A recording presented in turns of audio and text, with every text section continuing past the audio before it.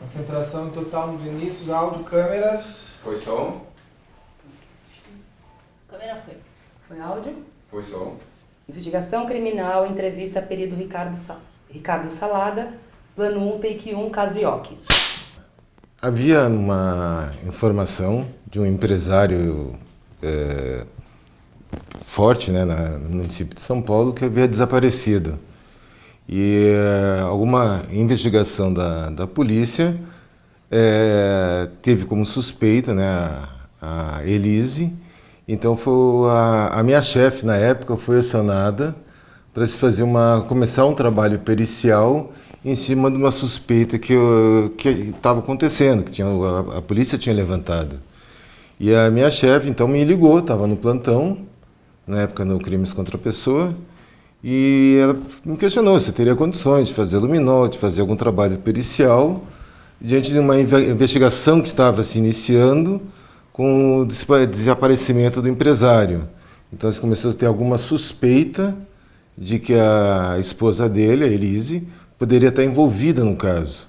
Então, aí eu fui até a nossa base lá no Butantã, peguei os materiais necessários que eu achei que seriam utilizados, luminol, sólidos para procedimento de coleta, luzes forense, e me desloquei então para o endereço que me passaram na Vila Leopoldina. Chegando lá? Chegando lá, estive conversando com o Dr. Mauro Dias, que era o delegado que já se encontrava no local. Ele me expôs a provável situação que estava em questão, e então se começou a busca, né, de resíduo de sangue. Parecia uma vítima esquartejada, porque haviam sido encontrados... Deixa eu só organizar, eu vou organizar a pergunta até para a sua resposta. O caso começa como desaparecido? Sim. Então, o primeiro caso, você vai até esse endereço porque ele teria sido desaparecido, mas existia uma suspeita de que algo tivesse acontecido com ele. Sim, na casa. Dentro da casa. Não sabia que a Elisa teria sido não sabia de nada, mas ele poderia, em princípio, ter sumido dentro da casa dele. Vamos dizer, Então, vamos do início, então. Se você quiser ficar com a outra mão mais solta, fica tranquilo. Então vamos do início. Como tudo começou? Teve um acionamento por parte da equipe em função de um empresário que havia desaparecido e foi encontrado seccionado na região de Taboão da Serra, pela equipe de Taboão. E existia a suspeita, vamos dizer, foi confirmado depois, uma suspeita, que era o empresário desaparecido. Se ele foi esquartejado, a investigação começou a fazer a busca e houve a suspeita que ele poderia ter sido esquartejado na casa dele. Então foi solicitada uma perícia para busca de resíduo de sangue, né, dentro do apartamento dele, em função dessa suspeita. Então, ainda suspeita, não se sabia de nada, né? Nós chegamos com equipamento e material necessário para fazer a perícia, né, a aplicação do reagente que revela resíduo latente de substância de sangue ou substância hematóide, né? E começando a fazer o trabalho. Primeiro conhecer o ambiente, a extensão do que a gente iria ter que trabalhar e quais seriam os locais mais prováveis para se esquartejar uma pessoa sem que eu deixasse o mínimo de resíduo de sangue para limpar ou para que fosse feita a busca. Então, isso foi numa segunda-feira à noite. A primeira busca foi em função do quarto onde ele morava. Por que o dormitório que ele utilizava? Porque o banheiro tinha uma banheira com hidromassagem e seria um lugar mais provável de alguém seccionar com a torneira ligada, o sangue já vai limpando e vai ter menos resíduo dentro do apartamento. Então, no primeiro momento, nós fizemos a busca, principalmente no andar superior do apartamento, que era uma cobertura, né? Durante o trabalho, ainda surgiu a informação que a Elise tinha trocado de colchão, né?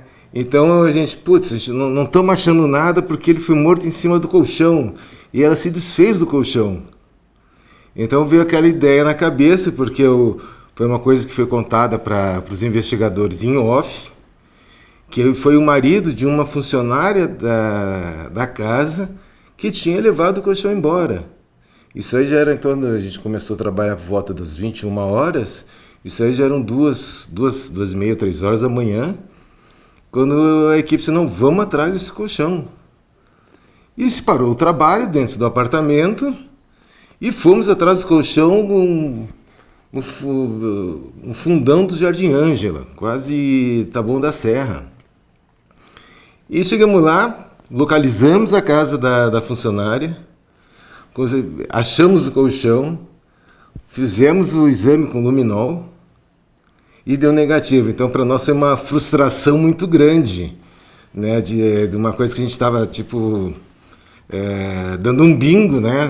Pô, o Ioki morre, é esquartejado, ela se desfaz do colchão, a gente acha o colchão e nada. Então a gente deu deu negativo, o que está acontecendo, né? Aí já era bastante tarde, terminamos o trabalho por aquele período, né? E na terça-feira de manhã, voltei, fui lá no DHPP, falar com o Dr. Mauro Dias, informando, olha, nós temos que continuar esse trabalho. Nós não fizemos a parte de baixo do apartamento, fizemos só a parte de cima, pode ter resíduo na parte de baixo da cobertura. E aí nós agendamos para retornarmos na quarta-feira à noite, porque o luminol é um exame que ele reage com sangue, entre outras substâncias, e ele dá uma pequena luminescência. Essa luminescência eu não consigo visualizar com claridade, precisa estar um ambiente escuro, porque é uma luminescência bastante sutil. Então eu tenho que ser num lugar escuro para que eu veja onde eu vou fazer a fotografação dessa reação. Então tem que ser sempre à noite. Então nós marcamos para quarta-noite. Nisso aí eu marquei uma equipe de desenhistas, uma equipe de fotógrafos e mais 2 peritos para me acompanhar nesse trabalho da quarta-feira. Aí, na quarta-feira de manhã, o Dr. Mauro já havia conversado comigo, que em conversa com a Elise, falando que nós iríamos retornar ao apartamento dela. Ela estranhou, achando que o trabalho teria terminado, né? E disse, não, nós vamos continuar, não fizemos tudo ainda. E aí ela acabou, dentro de uma conversa, confessando a situação. Então, quando nós fomos à noite, já se tinha uma confissão da Elise. Então ela começa a contar uma história que a gente tinha que verificar se os vestígios que a gente vai levantar conferem com a versão que ela está dando. Então vai ser feita a análise dos vestígios, as análises pelo médico legista no Marcos, né, as lesões que foram observadas, e depois a gente poder fazer um confronto. E aí surgiu a ideia também, por parte do delegado, de fazer também, provavelmente seria feita uma reprodução simulada, né, diante dessa confissão. Então, vamos fazer a reprodução, ficou mais ou menos agendado. Então, se encontramos de noite, por volta das umas 19 horas, ia conversando com a Elise, resolvemos fazer a reprodução simulada. Então, a gente começou a pegar detalhes, né, que começavam a divergir da situação levantada pelo médico legista. Um exemplo, vamos dizer que o legista tinha, dentro da cabeça do Marcos, ele apontava uma lesão pérfido-contusa, que seria uma lesão produzida por um projétil, normalmente de arma de fogo, e teria determinados pontos na cabeça, angulações, e com vestígios de disparo a curta distância. Então, partimos para a reprodução, sempre na versão de Elise. Ela que conta toda a situação. E depois a gente começa a analisar as divergências entre o que ela expõe e o que para nós é levantado em termos de investigação. O exemplo é a filmagem que tem no elevador, ele subindo, chutando as paredes do elevador, né? Sendo que, segundo ela, a discussão começou depois. Então não teria por que ele tá subindo o elevador e chutando o elevador, né? A não ser que a discussão começasse antes. Então, mas as situações já começavam a não fechar, né? Então ela conta uma situação parcialmente verdadeira, né? De uma forma que ela tenta se justificar para fazer a execução do Marcos, né? Então ela fala que foi numa discussão acalorada, onde ele ameaça ela, ameaça tirar a filha, e que vai internar, porque ela havia sido numa vida anterior, ela havia sido uma prostituta, então não teria moral para criar uma filha de um empresário, que ele ia conseguir tirar a filha dela. E ela justifica isso, fora o tom ameaçador do Marcos, né, que ela teria então executado o Marcos, né, atirado mais no sentido de pavor e defesa. Mas a gente, vamos dizer, coloca sempre numa posição um pouco diferente, né, porque, vamos dizer, ela estava brigando na sala, passou para uma outra sala, pegou a arma, segundo ela foi para a cozinha e o Marcos se aproximou até uma distância de 2 metros, quando ela deu o tiro. E ela via nos olhos dele raiva. Quando, na verdade, a situação indica bastante diferente. O legista deu como um tiro a curta distância. Ela narra uma distância de 2 metros.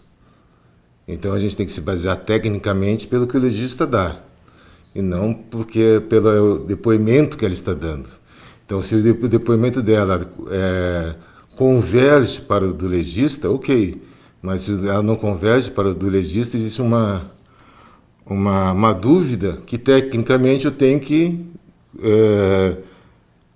pegar essa informação técnica, que é do legista, e assumir isso aí como verdadeiro.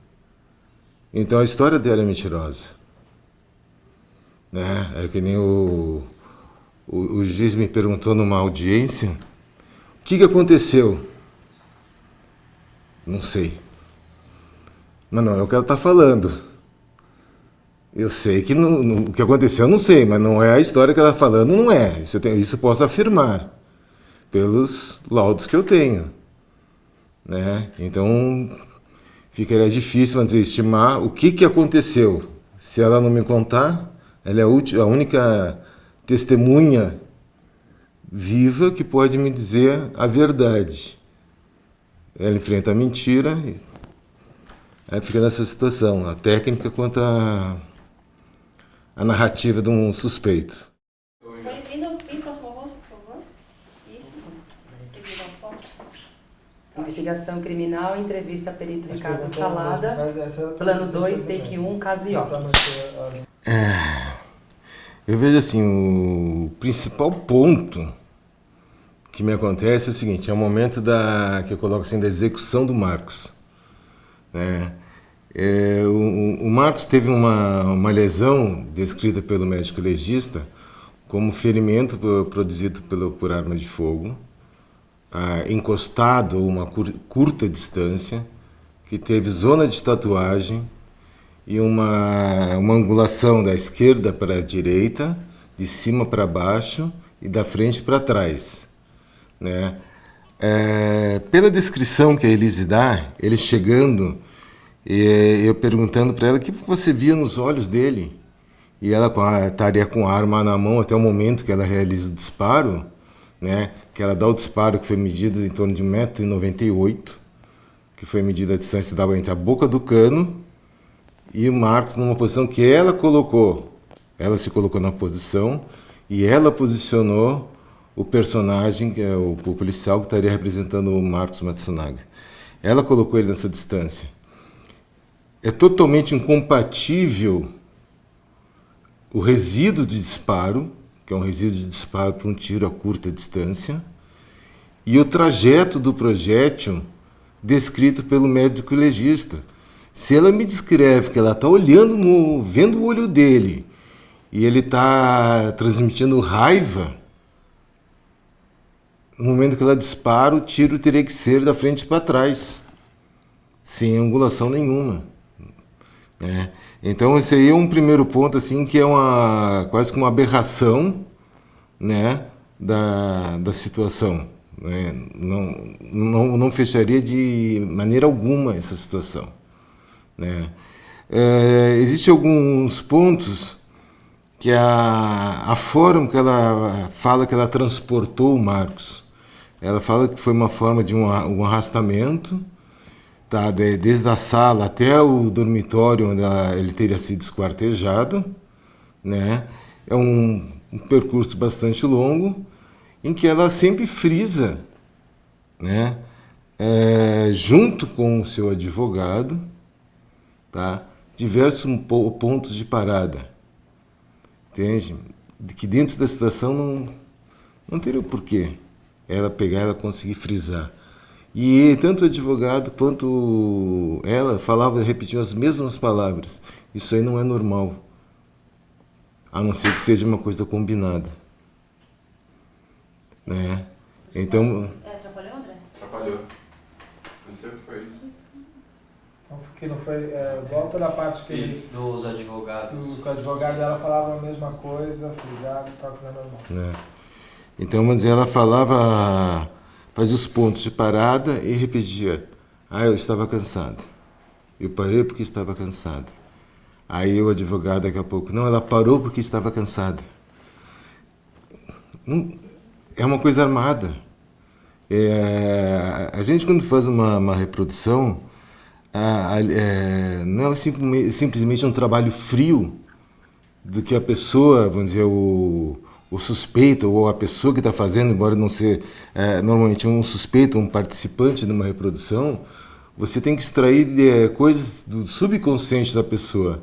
Então, todo o comportamento da pessoa é analisado. Todas as palavras, os olhares, as expressões são analisadas. E a gente, vamos dizer, com tempo, com prática, você começa a ver, que eu digo que a gente é treinado para ver o que os outros não enxergam. Então você começa a sentir que tem coisa errada dentro da situação. Né? Eu não sei ali até onde ela tenta esconder a participação de alguma outra pessoa, né? Que existe inclusive um inquérito em busca da eventual presença de uma outra pessoa. O promotor acredita que existe uma outra pessoa, o legista dá vestígios pelo laudo que existe uma outra pessoa, e coisas que ela fala que não fecham. Né? O legista vai descrever os cortes, ele fala de cortes de uma pessoa que não tem habilidade. E outros cortes ele fala com uma pessoa que tem habilidade. Então, quer dizer, pelo menos 2 pessoas. O legista fala, pelo menos 2 pessoas. Ninguém consegue fazer dentro do tempo que ela define, entre as 7 da manhã, ela estava saindo já com ele dentro das malas, ela estaria saindo por volta das 11 horas. Então ela teve o tempo de 4 horas para fazer as secções, para limpar o ambiente, para guardar tudo, para botar ele na mala e para descer para levar para o carro. Não fecha. Né? O legista fala que as secções, da forma como elas foram feitas, uma secção abdominal, separando-se como se fosse um especialista, os órgãos nobres para cima e os órgãos não nobres, intestino, para baixo, sem que houvesse lesão em um órgão sequer. Aí faz a secção da coluna, que é uma coisa que também é trabalhosa, sem danificar o osso, sem fazer nenhum ferimento. Teria que ser para uma pessoa que tivesse alguns cuidados. Né? Cuidados não, digo, conhecimentos. E ela não tem. Então tem uma outra pessoa? Acredito que sim. Depois tem a situação mais adiante, ela conseguiria levar os corpos até o carro e colocar ela tinha uma TR4, ela conseguiria fazer isso? Um questionamento. Aí o que nós fizemos? Coisa interessante, pegamos umas malas, começamos, arroz, feijão, e começamos a botar carrega as malas de forma, estimando o peso do Marcos, aí, 70, 80 quilos, alguma mala mais pesada, para seria uma parte do tronco, e outras um pouco mais leves. E, curiosamente, a gente acabou o estoque de secos e molhados da despensa, e pegamos, então, uma caixa que tinha perto da área de serviço. E a Elise... Vocês pegaram aquela caixa? Pegamos. É que ali é um vinho que é muito caro. Isso aí deve ter em torno de 18 mil reais a caixa. Deveria ter, acho que umas 3 garrafas, 6 mil reais a garrafa. E fez a gente tirar a caixa de vinho de dentro da mala que a gente estava usando para fazer peso, com medo que pudesse danificar. Né? Então, quer dizer, a situação é bastante inusitada para alguém que está sendo presa. Segundo a pessoa da equipe falou que para onde ela ia não ia poder beber, né? E ela é preocupada com vinho. Aí depois se pergunta qual é talvez a motivação do crime. Que eu concordo plenamente com o Dr. Consenso, que foi o promotor. É uma motivação financeira. A outra esposa do Marcos recebia uma pensão de 6 mil reais. A Elise, numa garrafa de vinho, ela tomava 6 mil reais. Como é que ela ia se manter se ela tivesse a mesma pensão da outra ex-mulher dele? Entende? Então aí, vamos dizer que elas estavam vivendo uma situação que eles iam se separar. Ele já estava com uma nova amante. Então, quer dizer, o motivo financeiro? Acredito que sim. Né? As motivações financeiras, sim. Só pelo meio de vida que ela tinha, o carro, o apartamento, não sei se viagens, ia para o Paraná fazer caça a animais, em fazendas especializadas nesse tipo de atividade. Isso custa muito dinheiro. Com a pensão que ela ia receber, ela não ia fazer nada. Então, eu acredito, sim, um crime com base financeira, né, a motivação financeira, né, porque afinal ele morrendo, a filha é herdeira e a filha herdeira é a tutora da filha, vai administrar a fortuna que Marcos poderia deixar para a filha. Então ela ia conseguir manter o padrão de vida dela. Então daí talvez a motivação do crime. É um ponto assim, bastante curioso que reforça, vamos dizer, alguma situação um pouco estranha, é que Elise, quando foi fazer a desova, dispensar os pedaços, né, já esquartejados do Marcos, ela fala que estava numa estrada, ali perto de Cocaia do Alto, ali Cotia, para aquela região, e ela parava, tá? Depois parava, abria a porta do veículo, teve que abrir uma mala, pegou um saco e jogou perto da pista, né? Uma área gramada. Aí ela ouvia barulho, né? Cachorro latindo, barulho, não sei o quê. Aí ela fechava, entrava no carro, dava uns 50, 100 metros e parava de novo. Então, os pedaços do Marcos foram assim, dispensados numa extensão aproximadamente de 2 quilômetros. Né? Então, é uma situação bastante curiosa, porque se eu estou fazendo uma situação dessas e vejo que algum barulho que pode estar acordando alguém, que possa estar me vendo, eu vou andar 20 quilômetros para dispensar outros pedaços. Eu não vou andar um pouquinho, parar o carro de novo, vou no porta-malas, jogo mais um pedaço, aí eu vejo outros cachorros, outro barulho, aí eu volto pro carro, ando mais um pedacinho. Aí a gente pensa assim, poxa, essa situação não é muito mais coerente de alguém vir dirigindo o carro e uma outra pessoa pega com o carro em movimento e joga pela janela. Por que ela teria que parar para dispensar um pedaço do Marcos, andar um pouquinho, parar de novo? É incoerente essa situação. E a motivação que ela diz que para, porque ouve barulho e acha que pode ser alguém. E ela anda um pouquinho só e para de novo para jogar mais um pedaço. Entende? A situação completamente absurda, essa colocação dela. Né? Isso aí é compatível com o carro em movimento e alguém vai jogando.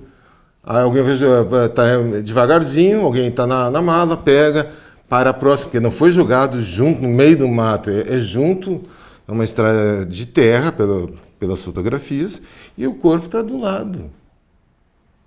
Realmente alguém jogando pela janela, ou uma picape, uma caçamba, mas não é alguém tentando esconder um corpo, é alguém se desfazendo do corpo. Ou duas pessoas se desfazendo do corpo.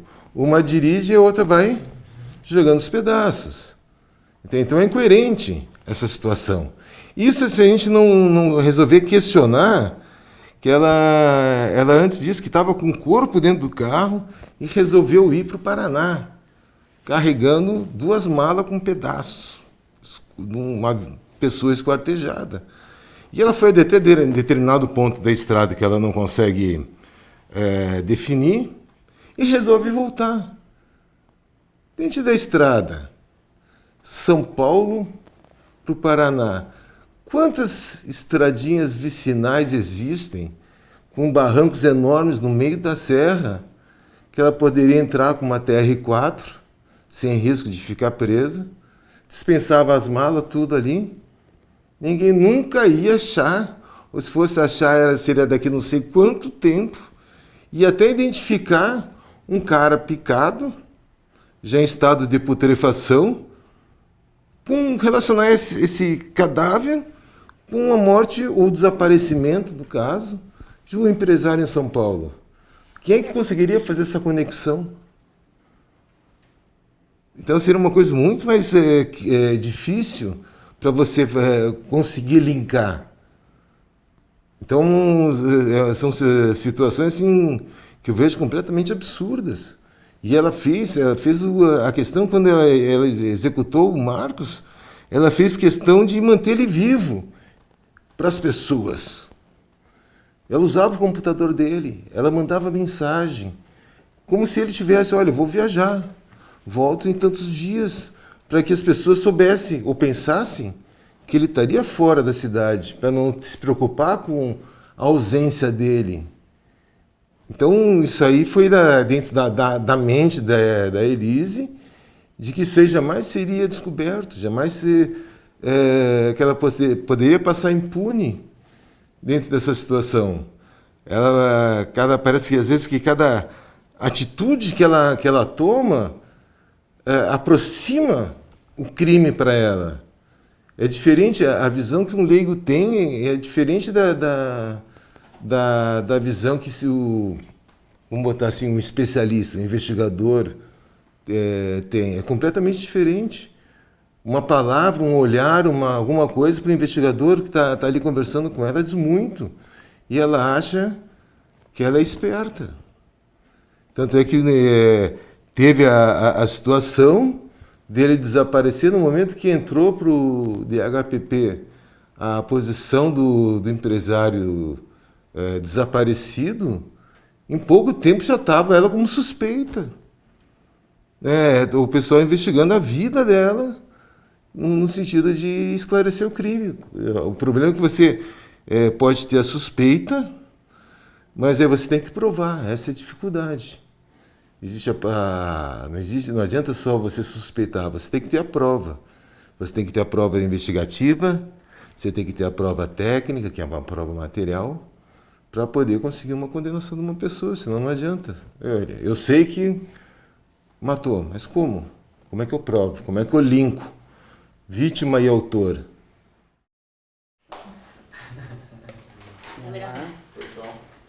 Investigação criminal, entrevista perito Ricardo Salada, Casioque, plano 4, take 1.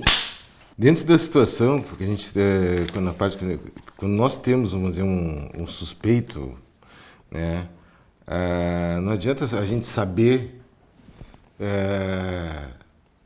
que a pessoa é o autor de um crime. Nós temos que linkar entre a pessoa e a prova material. Né? A gente tem que provar que essa pessoa cometeu o crime. Tem que ter subsídio técnico, subsídio de testemunhas, cronologia de levantamento de dados, de imagens, se a pessoa foi vista se deslocando com o carro, pedágio, filmagem do pedágio, que passa o veículo. Então a gente tem que linkar toda uma série de fatos para que isso seja aceito e sirva para que seja, vamos dizer, buscada a justiça, que a justiça possa ser aplicada. Então a gente precisa ter uma prova robusta. Então essa prova é feita, vamos dizer, parte pela perícia, parte pela investigação, e tudo tem que ter um nexo. Todas as investigações junto com a perícia levam para o autor e se sustentam da acusação que está sendo feita. Isso aí que é feito pericialmente, né? Então, vamos dizer, tem as coisas bastante interessantes, vamos dizer, né? No caso da Elise, voltando um pouquinho, naquela noite houve a reprodução simulada e depois houve a confirmação dessa reprodução simulada que foi feita. Todo o trajeto que foi feito foi aplicado o reagente luminol, né? Que vai revelar, o luminol ele revela resíduo latente, resíduo que a gente não consegue enxergar a olho nu. Ele tem um reagente que reage com a parte metálica do ferro do sangue, né? E ela me traz uma luminescência. Essa luminescência de coloração azulada que eu consigo ver a olho nu. Então, depois de ser feito, vamos dizer, coleta e comprovação que aquilo realmente é sangue, para ver se faz o exame do DNA. Mas do ponto que ela me disse que ela atirou no Marcos, o trajeto que ela me deu arrastando o Marcos, foi observado resíduo de sangue no piso. Foi feita a coleta do sangue, foi para o laboratório e foi detectado 2 amostras com resíduo de sangue de Marcos Matsunaga. Eu vou pôr em você. Cara, dá a volta. Pega a tesourinha do André. Tem um fio aqui na camisa dele. Vai cortar ou não? Não, rapidinho. Não. Cadê a tesourinha? Tem tesoura? Tem um isqueiro? Aí, acho. Onde você tá aí? Aqui, ó, não. Ah, vem aqui. Achei que fosse um pelo, mas não. Aí. No espelhinho, não. E agora? Podemos.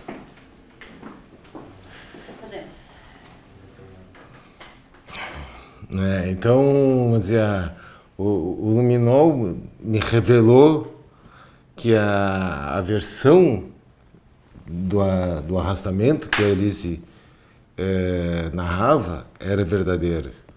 E a gente conseguiu ver até onde ela dobrou o tapete da sala, que quando a gente fez a dobra para fazer o luminol foi um pouquinho a mais, então se via a marca até onde foi limpo. Então até isso a gente poderia levantar. O exame foi feito, a gente faz coleta, vamos dizer, daquilo que deu positivo para esse reagente, que detecta, entre outras substâncias, resíduo de sangue, e manda para o laboratório. Para se ter uma ideia, eu fiz uma coleta em torno de 32 amostras, 2 deram positiva, outras deram mistura, ou acabaram não servindo para fazer a análise, porque nem todo resíduo de sangue se consegue fazer o exame de DNA. Então é um exame bastante complexo, bastante sensível. Então a gente tem que fazer várias coletas para que se consiga um resultado esperado, vamos colocar desse jeito. No caso, para nós talvez um pouco fácil, a gente já tinha, a nossa busca era de comprovar que ali o sangue que foi identificado pelo reagente seria do Marcos, a vítima. Então eu tenho material e tenho com quem fazer esse confronto. Não me interessaria se fosse alguma coisa de outra pessoa. Eu busco do Marcos para confrontar com a história, com a versão que a Elise me contou. Entende? Então foi feito todo o trajeto, foi comprovado a presença de resíduo de sangue do Marcos no interior do apartamento. Ele foi levado até o dormitório que era utilizado, seria um dormitório para um quarto de hóspede, né? Dormitório para algum hóspede. E ela levou e fez a secção do corpo, segundo ela, nesse dormitório. Inclusive, acredito que algum resíduo tenha caído na parede. Ela foi limpar, que a parede estava bem branquinha, mas com o luminol dava para ver até o movimento de limpeza na parede. Então, realmente, foi feita alguma coisa ali. Se questiona o seguinte, porque uma secção de uma pessoa, a gente tem em torno de ter 4,5 litros de sangue. Quanto sangue que vazaria dentro dessa situação? Uma enfermeira, ou auxiliar até de enfermagem, que seria o curso que ela teria, tem técnicas de fazer contenção de sangue num procedimento cirúrgico, em algum procedimento. Eu não sei se junto que sumiu, eu não sei quantas toalhas do apartamento foram sumidas também. A gente não obteve essa informação. Né? Ela mas realmente ele teria bastante sangue. E os cortes, que foi dado inclusive pelo médico legista, cortes com pessoas com habilidade na secção dos joelhos e na abdominal, e cortes com uma pessoa sem habilidade, que foram os membros superiores e pescoço. Isso aí nas fotos da necropsia é extremamente claro, né? Extremamente claro. Me leva, mais uma vez, pelo menos, vamos colocar assim, como o legista cita no laudo, pelo menos mais uma pessoa. Né? Mais de duas pessoas, duas ou mais pessoas, o laudo do legista. Né? Então seria 2 a 3 pessoas para fazer a secção do corpo do Marcos. Então é uma coisa que fica algumas questões assim, ainda no ar, porque não se conseguiu comprovar, e ela não sempre insiste, não, fiz sozinha. Mas na minha opinião, ela mente. Né? A gente não consegue provar o contrário, mas na minha opinião ela mente. Certo aí? Certo. Então vamos voltar um pouquinho e falar como que foi o crime, antes do Marcos ser esquartejado, como foi essa dinâmica do crime. Mas é como? Tipo, quando ele chega, tá com a pizza e toma. Ah, tá. O Marcos, existe a versão da Elise, que eles haviam solicitado uma pizza, ela havia chegado de viagem, junto com a filha e uma babá. A babá foi dispensada naquela noite, a gente junto com a investigação, que era normal esse procedimento, não que seja costumeiro, mas era normal o fato dela dispensar a babá da filha em final de semana. Então, ela nunca fez, não, ela fazia de vez em quando, não fazia sempre, mas fazia de vez em quando essa dispensar a babá. E ela alegou dentro da reprodução simulada que foi feita, que eles haviam solicitado uma pizza e durante começar a comer a pizza sentado na mesa da sala, começaram a conversar e ela começou a falar para ele que ela sabia que ele tinha uma amante. Né? Que seria o ponto que desencadeou a briga, ele achando ruim que ela estaria investigando ele, que ela estaria gastando o dinheiro dele, né? E ela, pela versão dela, que ela estaria sendo traída por uma outra prostituta, né? Então talvez ela, vendo a situação dela, perder terreno dentro do relacionamento que já vinha desgastado já há algum tempo.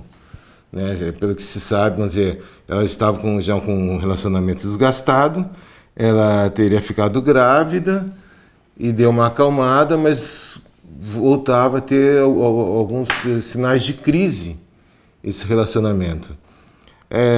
Já pela investigação se consegue comprovar que essa situação está estranha, porque o elevador tinha filmagem. E na filmagem do elevador, mostra o Marcos que ele desceu para pegar a pizza e ele chutando a parede do elevador. Então já se denota que aconteceu alguma coisa antes dele ir buscar a pizza. Então, vamos dizer, a situação, analisando a versão dela da reprodução com o que se tem visualmente, que é o Marcos dentro do elevador, já se contradiz, porque aconteceu alguma coisa, algum fato grave antes que ele estava muito bravo e chutando as coisas. Então já tinha acontecido alguma coisa. Que me justifica ela está a situação, vamos dizer que a gente tem que assim, uma parte da versão dela e conversar um pouco do que a gente tem de realidade. Então, na versão dela, ela discutiu com o Marcos na mesa, foi até uma outra sala, tinha uma cômoda, pega a arma, que era normal eles terem armas espalhadas pelo apartamento, e se dirige para a cozinha. E o Marcos vem atrás, xingando, esbaforizo, muito brabo, quando ela dá a reação de atirar no Marcos. Por outro lado, a gente analisa a situação. O resíduo do disparo não condiz com o narrado por ela. O local onde foi achado o sangue no hall de entrada está compatível para as duas situações, mas pelo trajeto do projétil na cabeça do Marcos, me indica que ele estava entrando no apartamento. E ela estaria, vamos dizer, esperando dele de uma maneira furtiva e conseguiria dar um disparo a curta distância no Marcos. Esse é o resíduo que se tem, esse é o resíduo que foi identificado pelo legista. Isso é que consta no laudo da necropsia. O tiro encostado a curta distância. Então a versão dela cai por terra, não fecha, é impossível. A versão dela, com análise técnica, é dada pelo médico legista. Né? Então começa a ver as divergências, e são coisas que ela não vai conseguir nunca justificar o resíduo que foi observado com a distância de tiro que ela disse que deu. Não existe isso, é impossível. Né? Eu, como perito, digo, é impossível acontecer as duas coisas. O resíduo na lesão e a versão dela, a distância que ela tirou. Então, tem coisa errada. Né? Quem fala a verdade é única. Sabe? Não adianta. E ela me fala que estava olhando nos olhos dele. O trajeto do projeto na cabeça do Marcos não fecha também. Então tem coisa estranha. Quer dizer, divergente da realidade, né? Daquilo que a gente pode observar. Em relação à arma era da Eli, ela que entregou a arma, como foi em relação à arma do crime? A arma utilizada era uma pistola Imbel 380, que a Elise tinha ganhado de presente do Marcos. Porque eles eram atiradores, eles frequentavam o clube de tiro, eles realizavam tiro com fuzil, eles tinham um arsenal em casa. Ele tinha dentro das reformas que ele fez no apartamento, que seriam duas coberturas, ele reuniu e fez uma cobertura só. Onde tinha o escritório, que seria anteriormente uma suíte, tinha um banheiro que ele mandou, durante a reforma, ele botou uma porta de ferro e o banheiro inteiro era o depósito de armas dele e munições. Então, questão de arma longa, ele devia ter umas 10 armas longas. Munição, centenas de cartuchos de diversos calibres, peça reserva para se trocar de arma. Tanto é que ela tira e vai nesse cofre, né? Vamos colocar assim, cofre de armas, e troca o cano da arma. Ela já teve esse cuidado, tá, de trocar o cano da arma.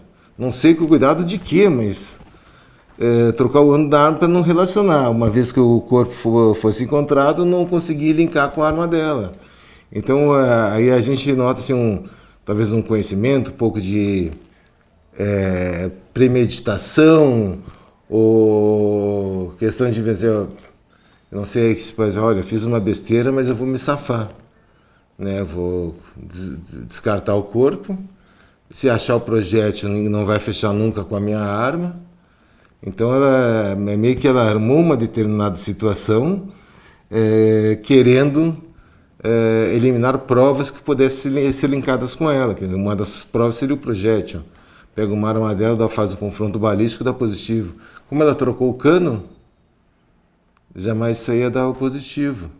Então ela sabia atirar, ela tinha conhecimento, eles praticavam como esporte tiro, né? Inclusive tinha um animal de caça na sala, né? A cabeça que ela ostentava, que ela tinha matado com um fuzil de determinado calibre, a 300 metros de distância, né? Numa fazenda no Paraná, e mandou empalhar a cabeça para ornamento da sala. Então, quer dizer, era uma atiradora assim, com prática e conhecimento do que ela poderia fazer. Em relação ao tiro, o Marcos, ele acabou morrendo na hora do tiro? Ou ele morreu após?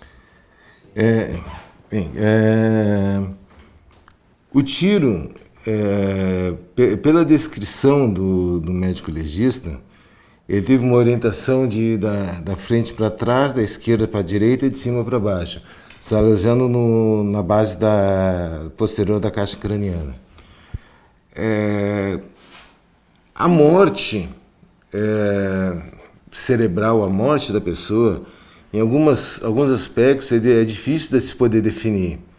Eu já vi situações de pessoas com acidente em obra, que um vergalhão entrou nessa região, saiu na cabeça, a pessoa tirou o vergalhão, foi operada e praticamente normal a situação. Então, às vezes é difícil a gente conseguir definir. Ele teria morrido? Teria tido morte cerebral? Né? Então, é uma coisa que é difícil de se analisar. Porque às vezes a gente pega pessoas com danos tão grandes na cabeça, com perda de massa cefálica, e as pessoas continuam bem.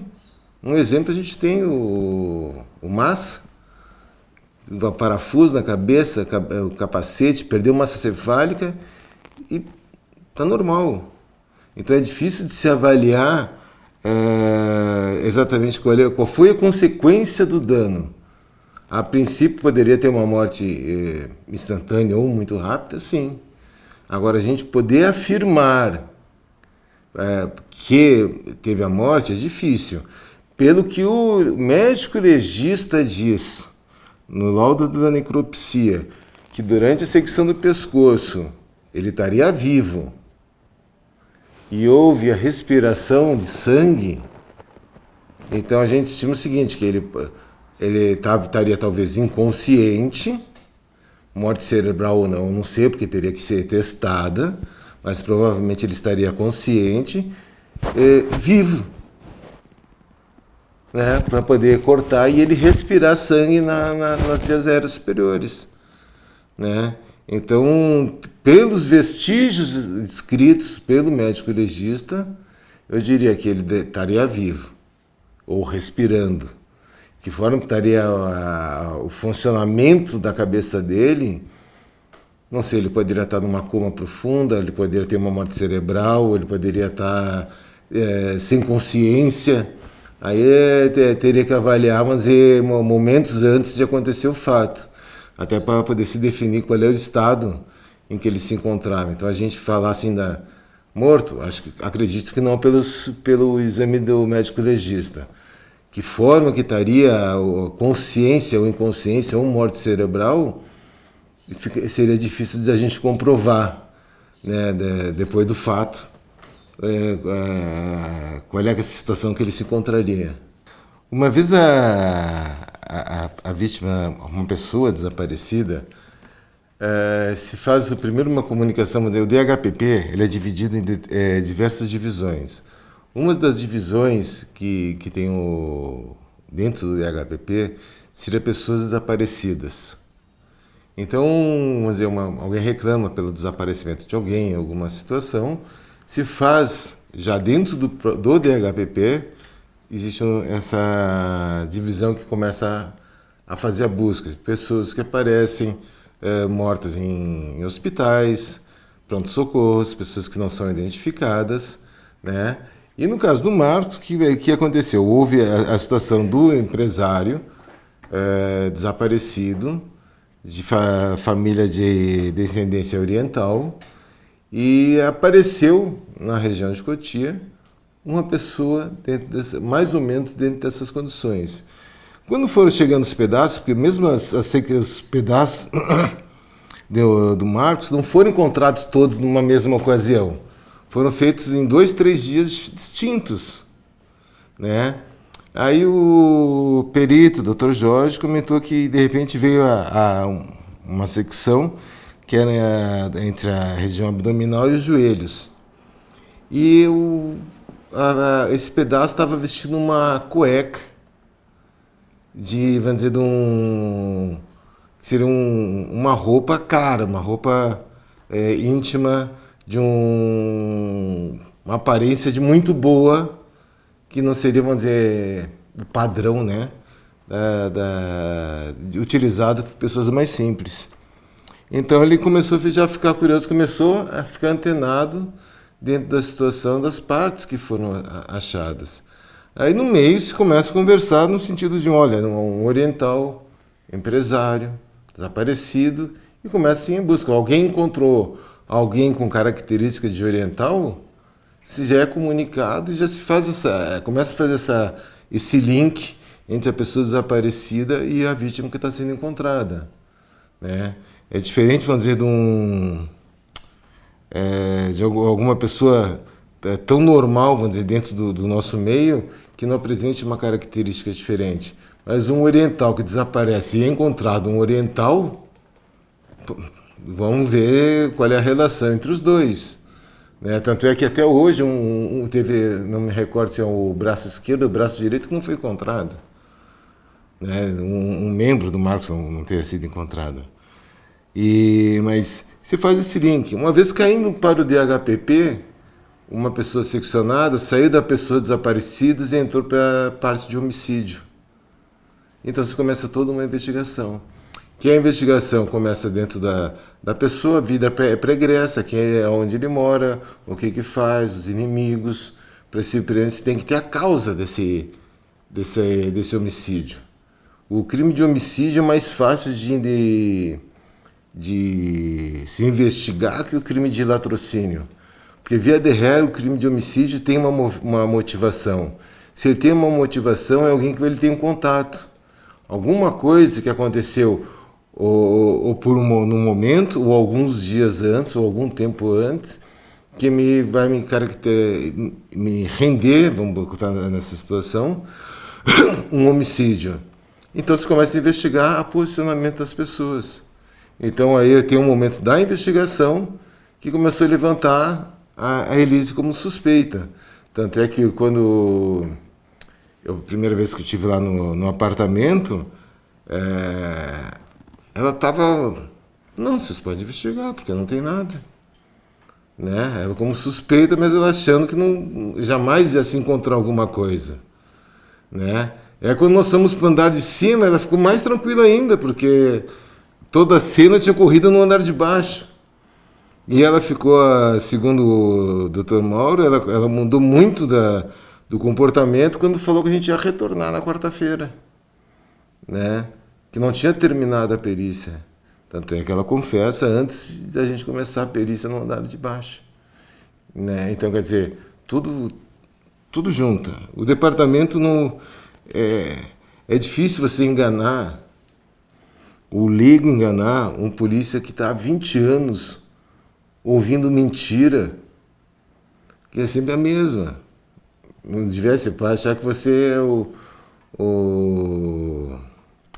mais inteligente, mas já 20, 30 pessoas já contaram essa mesma história para os polícias.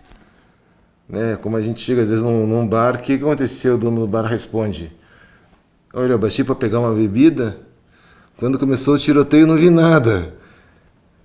Pô, 50 bares é a mesma coisa sempre, o dono sempre se abaixa para pegar uma bebida na hora que dá o tiroteio, né? É sempre a mesma história.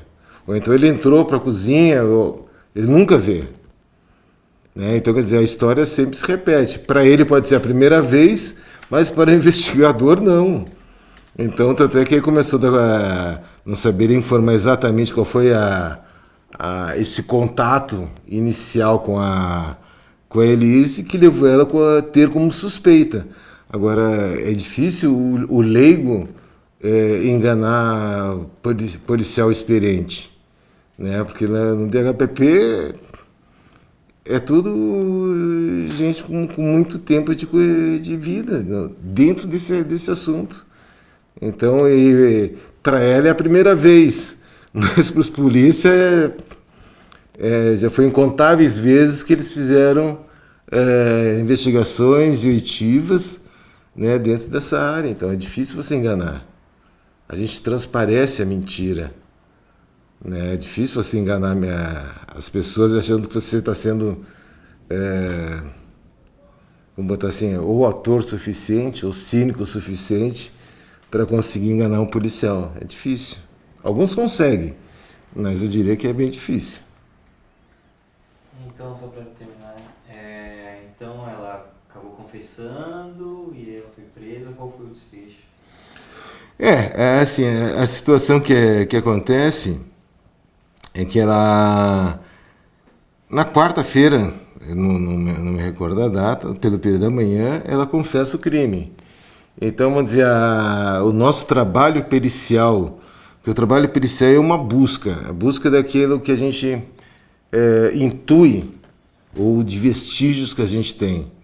Né? Então, vamos dizer, um exemplo seria a primeira visita, a gente foi buscar os locais mais prováveis que pudesse ter cometido esse crime.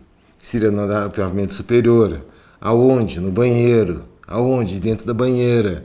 Então a gente tem o nosso perfil técnico me leva para esse local, uma banheira, né? Uma banheira grande, onde seria fácil seccionar um corpo.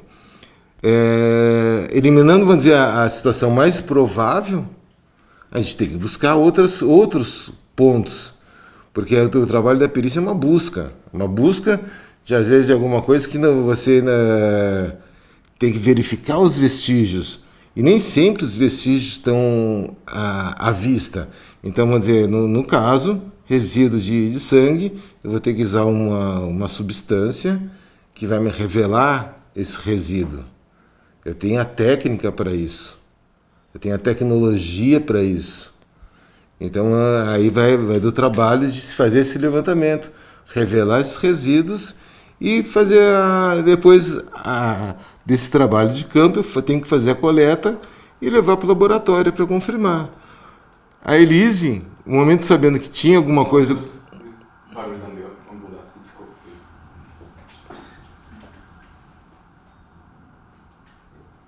Ô, vidinho. Vai lá, Elise. A Elise, sabendo do momento que a gente ia fazer, continuar o trabalho, e que a gente poderia descobrir alguma coisa, existe um atenuante dentro da parte legal, onde a pessoa confessa, ela atenua a pena dela. Ela está confessando, não foi descoberto. Então, atenua a pena dela. E ela pegou e falou, não, fui eu que matei, e contou a história, a versão dela. Então, cabe a gente verificar se essa versão também é compatível, fora do crime, que ela, quando a gente foi fazer essa segunda etapa, ela já era uma reconfessa. Né? Já tinha confessado, já tinha assumido o crime. Agora, em que circunstâncias isso aconteceu? De que forma isso aconteceu?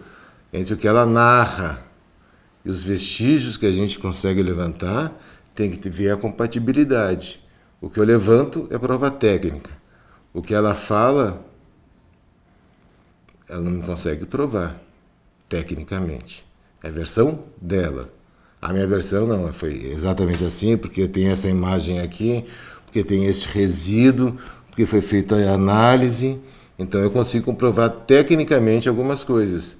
e ela é uma versão, é como uma testemunha, né, do fato, onde ela é partícipe, né? A testemunha é considerada dentro do meio jurídico a prostituta das provas.